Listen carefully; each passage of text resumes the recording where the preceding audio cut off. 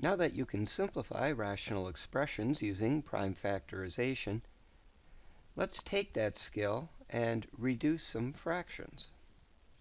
I'll do this first one, and then there'll be some worked examples for you to try.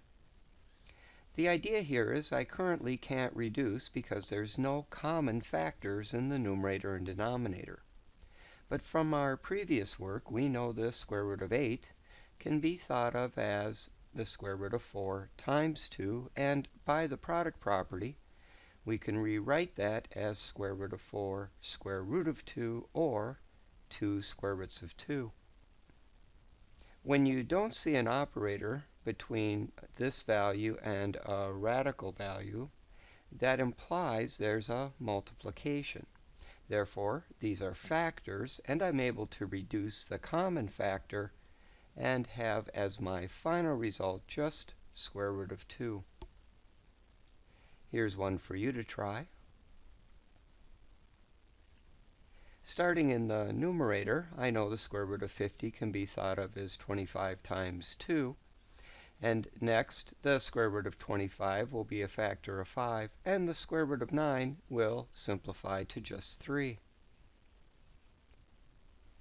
Next, I notice I have a common factor of 3 in both the numerator and denominator, which can be reduced. And my final result is negative 5 roots of 2. Try this one.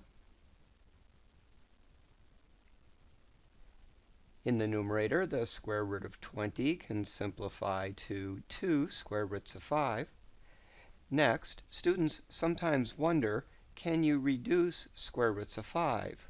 And the answer is you certainly can. They're both just values, and so they can reduce to a factor of 1, which gives us the final result. Try this one.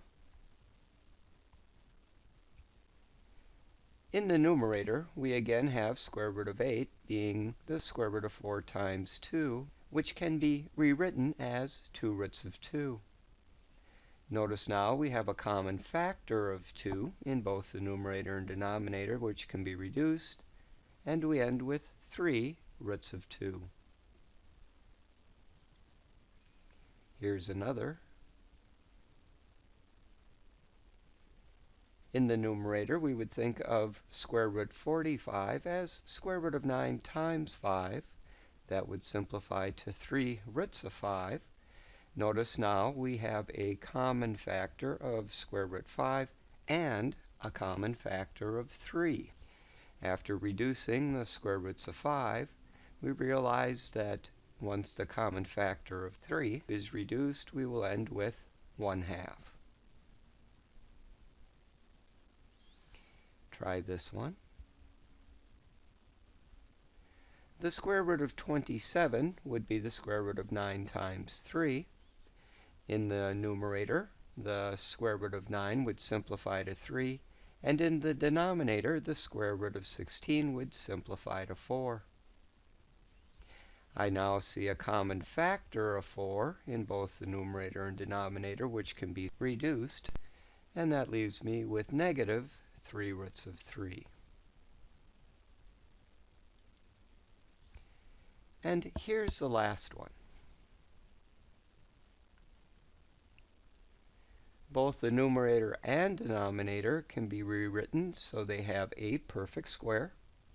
In the numerator, we will get a factor of 3, and in the denominator, a factor of 2.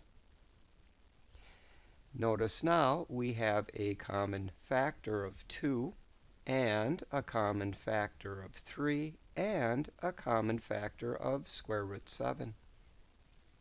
After reducing all common factors to 1, it turns out this expression is simply 1.